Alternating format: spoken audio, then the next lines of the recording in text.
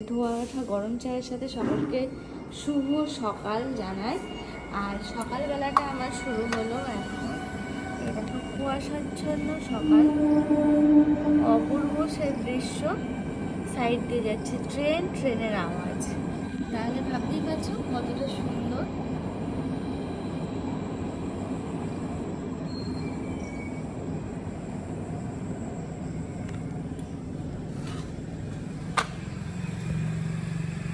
কোথায় গেলে, কখন বেরোলে? আমার চ্যানেলে তোমাদের সবাইকে স্বাগত জানাই। আশা করছি তোমরা সবাই ভালো আছো, আর আমরাও বেশ ভালো আছি। সকালবেলা ব্লগটা শুরু করলাম, আর সকাল তো দেখে বুঝতেই পারছো কতটা সকাল। আজকে বাজে এখন 5:10, তো এই 5:10 থেকে ব্লগটা শুরু করলাম।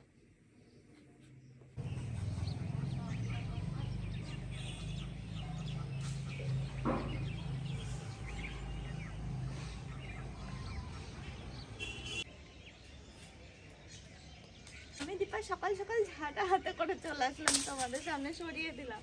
তো যাই হোক, আজকে সকালটা শুরু হলো এখন থেকে না, অনেক আগে থেকে শুরু হয়েছে, কিন্তু আমি ছাদে আসলাম এখন। ওই কি বলে তো, ঘরে বসে বসে এটা সেটা দেখতে দেখতে তারপর মনে হলো এই বাবা আমার তো তোমাদের সামনেই আসা হয়নি। দেখো ছাদে আসলাম, কারণ আমার ছাদে একটু কাজ রয়েছে, ভাবলাম আজকে একটু ঝাড় দিই, কিছুটা, পুরোটা পারবো না ঝাড় দিতে, কিছুটা ঝাড় দেবো। তো ভাবলাম তোমাদের সঙ্গে, কেননা এটাও শেয়ার করে নিই, বেশ ভালোই লাগে। দেখো ওয়েদারটা এত সুন্দর, কুয়াশা কুয়াশা ওয়েদার, প্লাস আবার ধোঁয়ায় আমার পুরো মানে আমি নিঃশ্বাস নিতে পারি না, কষ্ট হয় ধোঁয়াতে আমার। ওয়েদারটা এমন হয়েছে না, ঘুম থেকে উঠে গেছি না অনেকক্ষণ আগে, তোমরা দেখলে, কিন্তু কি বলো তো, এরকম ঘুঘু পাখির দুটো দেখতে পাচ্ছ। আর হ্যাঁ, আগে না সবাই বলতো যে কি যেন বাড়িতে ঘুঘু চলবে না কি যেন, এরকম মানে ঘুঘু পাখি বাড়িতে আসলে রাখতো না সবাই, তাড়ানোর চেষ্টা করতো। কিন্তু কি বলতো, আমাদের বাড়িতে না নানান টাইপের পাখি আসে, সত্যি কথা বলতে কি সব টাইপের পাখি আসে। আর টিয়া পাখি তো এই বড় গাছগুলোতে সারাক্ষণের জন্য কিচিরমিচির করতে থাকে। এই গাছগুলো সকালে আমি যদি কোনোদিন ক্যামেরা নিয়ে আসি তখন তোমাদের দেখাবো, এই গাছগুলোতে পুরো এই ফোকরে ফোকরে পুরো বসে বসে থাকে টিয়া পাখি, এটাতে পুরো কিচকিচ কিচকিচ করে। আর পাখি সব রকমের আছে, আর পাখি সে যে পাখি হোক না কেন, মানুষ কত কিছুই না বলে বলো, মানে কথাই উল্টো দিয়ে ভালো লাগে না সেগুলো শুনতে। কিন্তু দেখো এই ঘুঘু পাখি দেখতে কিন্তু কি অপূর্ব না বলো, একদম পায়রা টাইপের।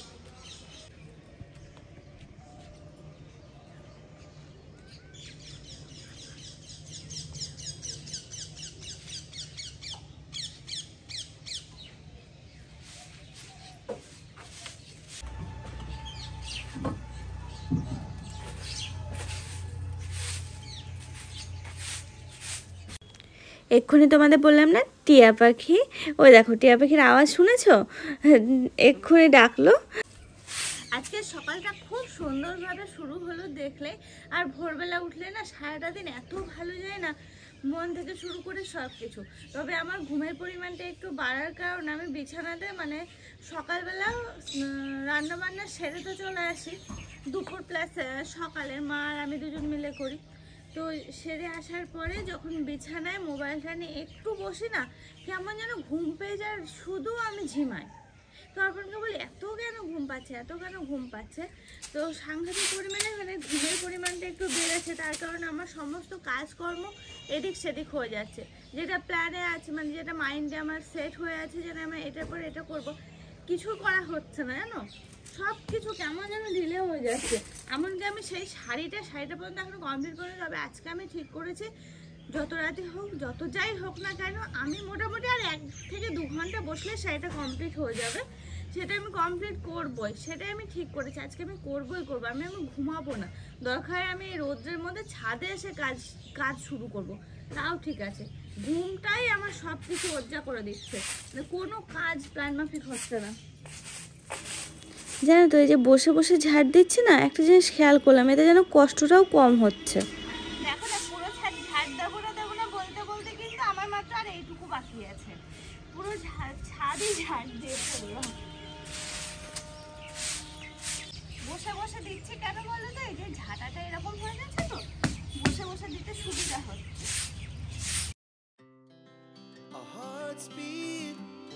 To the city streets, we began to feel the fire.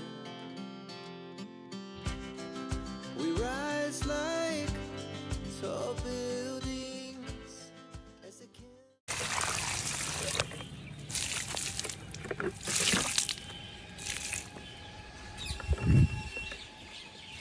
চলো এবার যাওয়া যাক নিচে।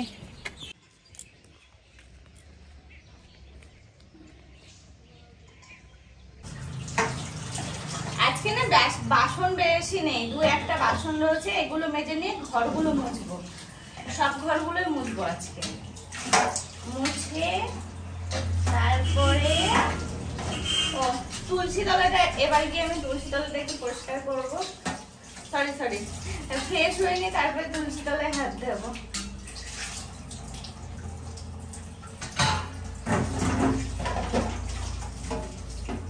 চলো এখানকার কাজ হয়ে গেল, এবার যাব ঘরে হাত দিতে। ঘরের কাজ হয়ে গেলে তারপরে নিজে ফ্রেশ হয়ে নিয়ে তুলসী তলাতে হাত দেবো।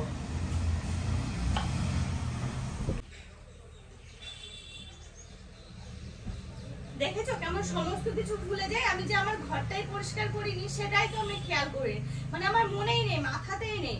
আমি ওই যে সকালবেলা উঠে ওই নিচে বসে বসে একটু কাজ করলাম, কাজ করে চলে গেছি ছাদে।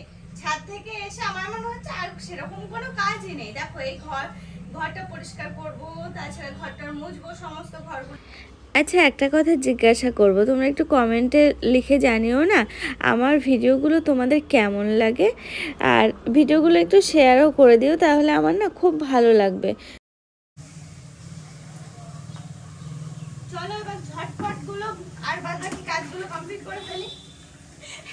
তোমাদের সাথে বলছি ঝটপট, দেখো ঘড়ির কাঁটা কত বেজে গেল, 7:30 বেজে গেল, আর আমি কখন থেকে বলছি এটা করব সেটা করব, সেই মোবাইল নিয়ে বসেছি। 10 মিনিট কিভাবে কেটে গেল।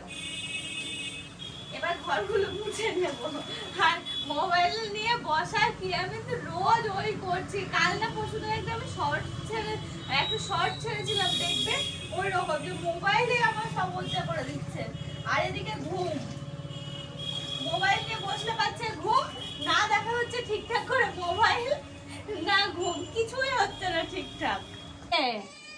উপরে কেন আসলে এখন সকালে? কি জন্য?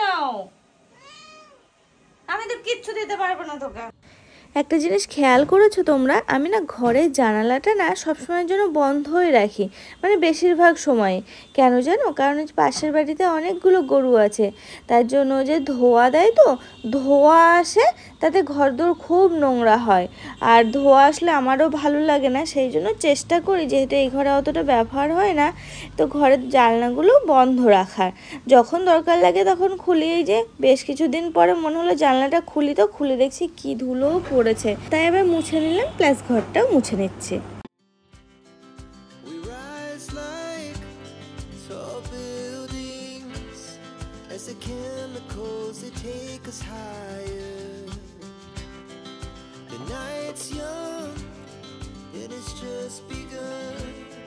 She puts her hand in mine.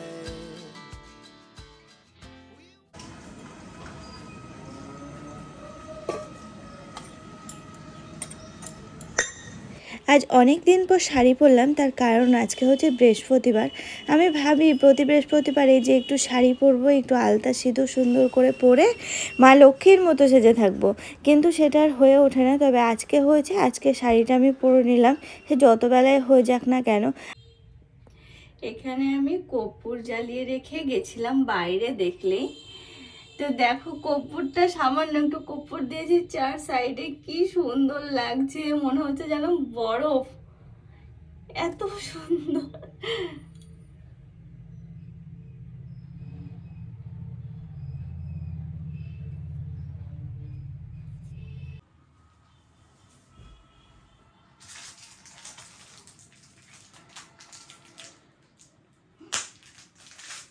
সকালবেলা মনে হলো কিছু একটা খাই, বিস্কিট নিয়ে বসলাম। জানো তো একটা কথা তোমাদের বলা হয়নি, এই যে ঘরে দেখছো আমি একা, সারা পুরো উপরটা আমার একাই থাকতে হয়, কারণ অর্পণ এখন পুরো কাজে ব্যস্ত হয়ে গেছে, ওকে অতটা তোমরা দেখতে পাবে না। আমিই পাই না দেখতে মাঝে মাঝে, সেই রাত্রেবেলা ফেরে আর দুপুরবেলায় 1 ঘন্টার জন্য আসে, এই আর কি। তো এইভাবেই কাটছে জীবন, আর কি করা যাবে বলো। তবে কি জানো, আমি হাতে টুকিটাকি অনেকগুলো কাজ নিয়ে বসেছি। ধরো আমি হাতের কাজ যেগুলো পারি সেই সবগুলোই করি, একটু ড্রয়িং, ওই যে শাড়িতে ফেব্রিক করা দেখলে, এরকমভাবে আর কি চলছে আমার দিনকাল। দৌড় মারলে আমি যাবো কি করে? তুমি গেলে না, চলে গেলে না, আমি কার সাথে যাবো? 2-3 দিন হবে বলছো তো, গান হবে, ভালো লাগছে তো। তুমি কি ভাবছো? ভালোই লাগছে, দেখলাম কালকে, দেখলাম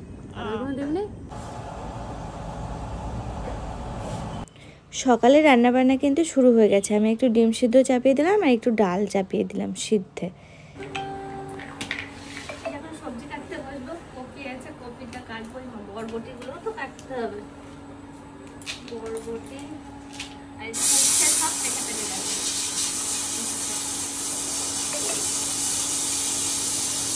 যা যা আছে আজকে সবই কেটে ফেলতে হবে, রান্না করে ফেলতে হবে সব।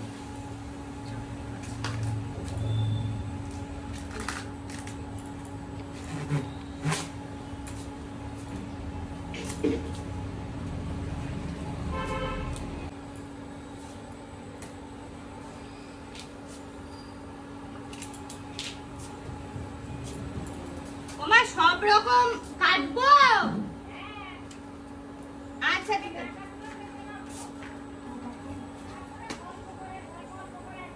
বাবার মতো শুধু, ওই শুধু বাবার মতো।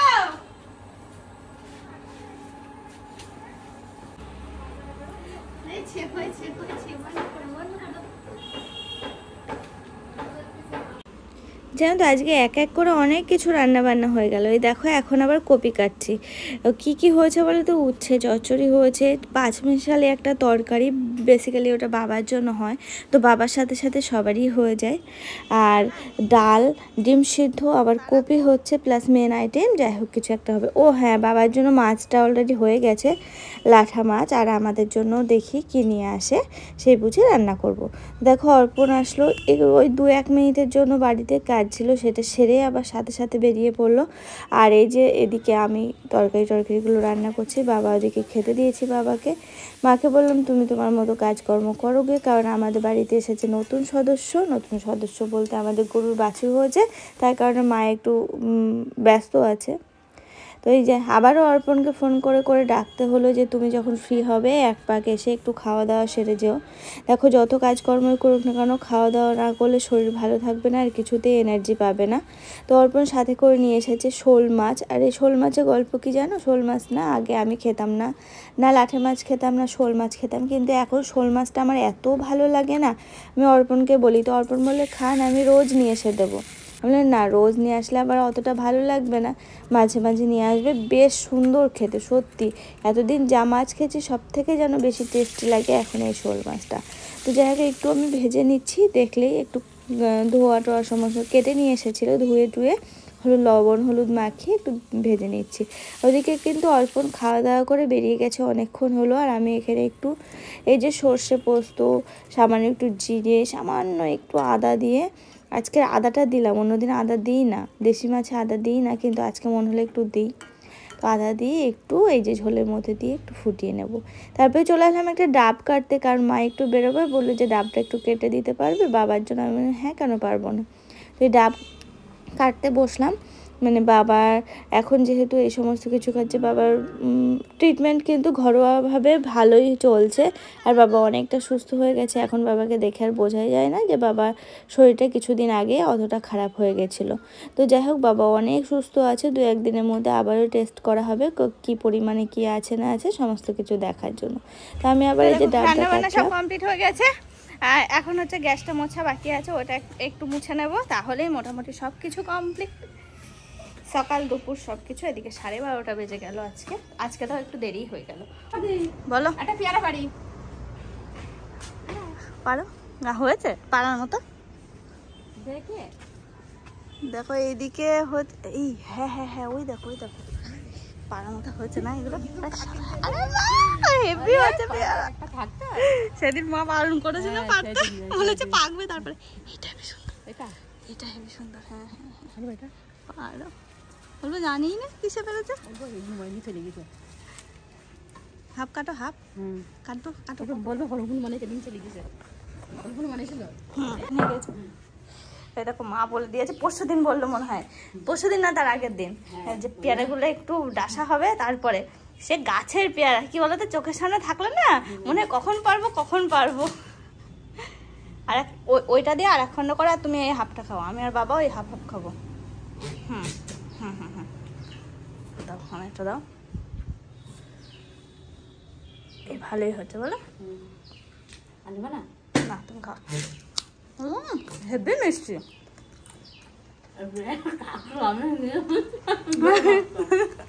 হেভি হচ্ছে না? হলো কাকে মানা করলো? হুম হুম হুম ঝাঁকি নিয়ে চলে যেতাম।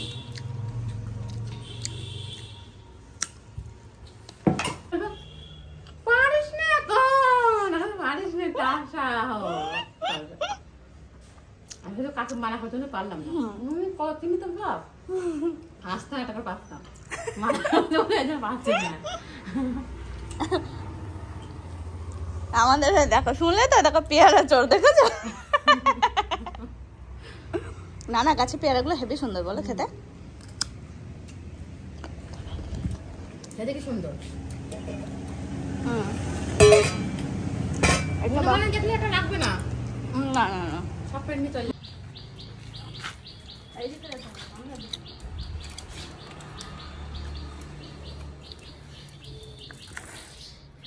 সেই মনে হয় লাস্ট আমি 12-এ যখন পড়তাম তখন সাইকেল চালিয়েছি, আর কলেজে এসে এক আধ দিন তো চালিয়েছি, সব করে বন্ধুদের সাইকেল। এই বাবা বাবা, এই তো এই তো এই তো হচ্ছে হচ্ছে।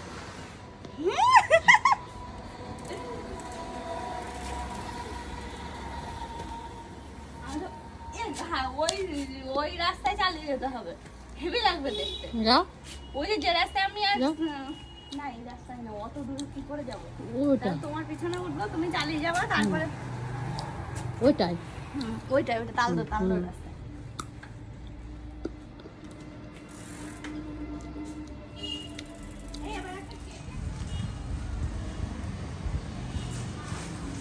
দেখো সমস্ত কিছু কমপ্লিট হয়ে গেছে, এখন আসলাম উপরে, আর দেখছি চলে গেল বাড়ি। তো নিচে যেহেতু গল্প করে বা কথা বলার মতো সেরকম কেউ নেই, বাবা রয়েছে, বাবাকে ফেরাটা দিয়ে এলাম, বাবাও ঘরে গিয়ে একটু শোবে, এবার আমিও এলাম একটা খেতে খেতে। আর এখন একটু ফ্রেশ হতে হবে, সকালে তো স্নান করেই নিয়েছিলাম, তবে এখন একটু ফ্রেশ হতে হবে, ঘেমে গেছি প্রচুর। দেখো নিচে চলে এসেছে, অনেকক্ষণ হলো, এখন বাজে 8টা। আর কি বানাবো সেটাই ভেবে পাচ্ছি না।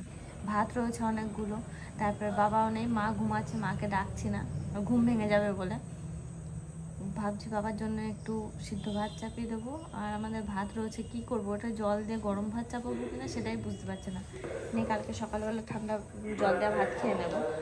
আর দেখো মধু কাকু বিচারি কাটছে, আমি কখন থেকে বসে আছি এখানে করে একা একা।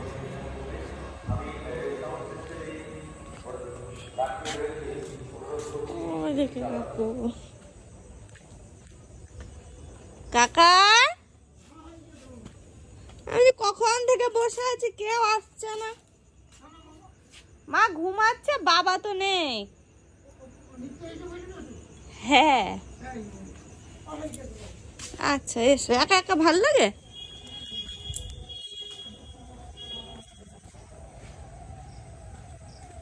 কাকু বললো যে কাকু প্রায় হয়ে এসেছে, তো আমি এদিকে চাটা বসিয়ে দিই, কাকু এসে যাতে চাটা খেতে পারে। আর ওদিকে হচ্ছে ভাতে জল দিয়ে ভাত চাপাই, প্লাস বাবার জন্য সিদ্ধ ভাত।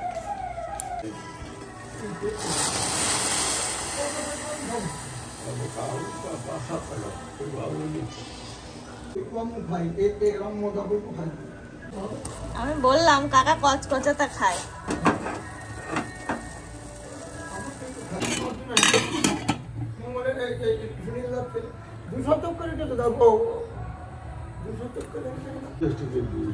সুন্দর হয়ে যেত না, সুন্দর হচ্ছে সুনীল কালো দার ছেলে। সুনীল হাত দেখাও, কালো হাত দেখাও। এতগুলো পেঁপো খেলা, পেঁপো কতগুলো খেলাম 3500 তো আর 300 তো দেখো রাতের খাবার দাবার নিয়ে আমি উপরে চলে এলাম, তারপরে আমি এই ঘরে আসলাম তরকারি ফোটানোর জন্য। হঠাৎ করে মনে হলো ফিল্টারটা এখন জল নেই, আমি একটু নামে একটু পরিষ্কার করার চেষ্টা করি। দেখো উপর সাইডটা মানে উপরে থাকে তো ওই দিকটা তো পরিষ্কারই করা হয় না, প্লাস ভিতরটাও অনেকটা ক্লিন করতে হবে। যে নামাতে গেছি কলটা খুলে আমি পুরো গেছি ভিজে, আমার পুরোটা আবার চেঞ্জ করতে হবে। এখন চেঞ্জ করতে পারছি না, এটা আমি পরিষ্কার করে নিয়ে তারপরে চেঞ্জ করবো। আবার এদিকে ঠান্ডা লাগারও ভয় রয়েছে একটা ওয়েদারের জন্য।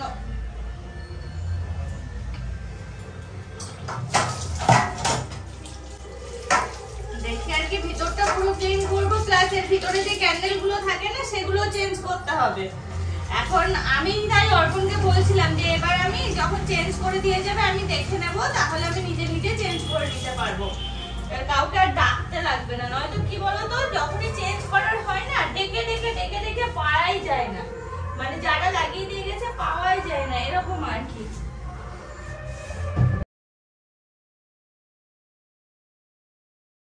এই যে এর ভিতরে যে ক্যান্ডেল গুলো আছে এগুলো আমাকে খোলা শিখতে হবে, শিখে নিয়ে নিজে নিজে করতে হবে। কোনটার মধ্যে ক্যান্ডেল তাও আমি কিচ্ছু জানি না, কোনটা চেঞ্জ করে। আই গেস এগুলোই।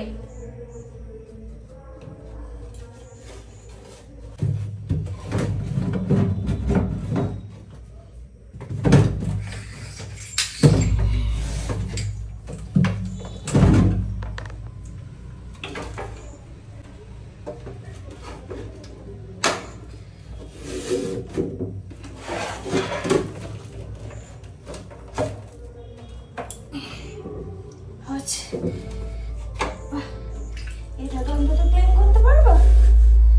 দেখবে একটা মজা, কি অবস্থা হয়েছে। এই দেখো যখন জল শেষ হয়ে যায় এগুলো গুঁড়ো গুঁড়ো গুঁড়ো গুঁড়ো এগুলো পড়ে, আয়রন জমে।